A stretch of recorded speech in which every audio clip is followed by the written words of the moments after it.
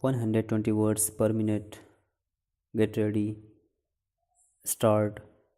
In Lal Chand versus Union of India within bracket supra bracket close, court also observed if acquisition is in regard to a large area of agricultural land in a village and exemplar sale deed is also in respect of an agricultural land in the same village, it may be possible to rely upon the sale deed as prima facie evidence of prevailing market value even if such land is at the other end of village at a distance of 1 or 2 kilometers.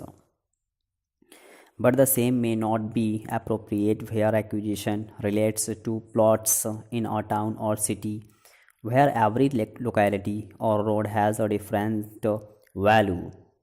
A distance of about a kilometer may not make a difference for the purpose of market value in a rural area, but even a distance of 50 meters may make a huge difference in market value in the urban properties.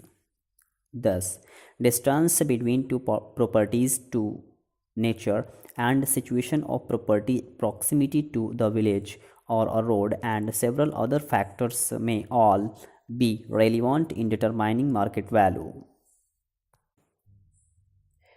In Wali Ammal and others versus Special Land Acquisition Officer 2011 within bracket 8 bracket close JT 442 2011 within bracket 6 bracket close AWC 5556 within bracket SC bracket close, court has looked into various earlier judgments laying down guiding principles for determination of market value of acquired land.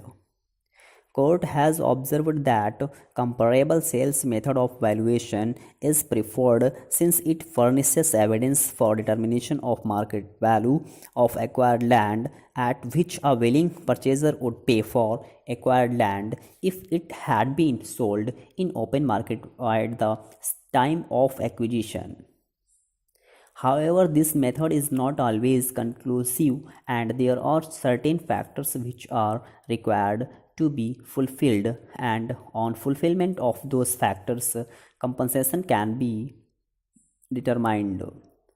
Such factors are sale must be a genuine transaction, sale deed must have been executed at the time proximate to the date of issue of notification under section 4, land covered by the sale must be in the vicinity of acquired land, land covered by the sales must be similar to acquired land, and size of plot of the land covered by the sales be comparable to the land acquired.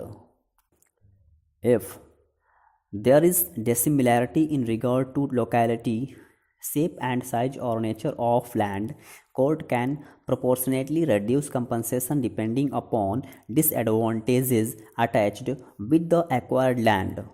Further, for determining market value, potentiality of acquired land should also be taken into consideration. The potentiality means capacity or possibility for changing or developing into a state of actuality. It is well settled that market value of property has to be determined having due regard to its existing condition with all its existing advantages and its potential possibility when let out in its most advantageous manner. Court also said when undeveloped or underdeveloped a land is acquired and the exemplar is an in respect to developed land, deduction can be made. Normally, such deduction is one third, but it is not a hard and fast rule.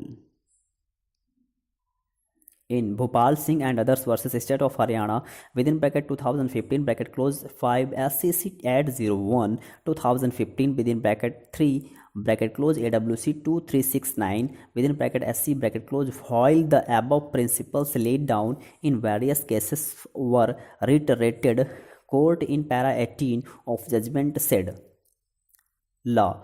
On the question as to how the court is required to determine the fair market value of the acquired land is fairly well settled by several decisions of this court and remains no more res integra. This court has inter alia held that when the acquired land is a large chunk of undeveloped land having potential and was acquired for residential purpose, then while determining the fair market value of the lands on the date of acquisition, the appropriate deductions are also required to be made. Stop.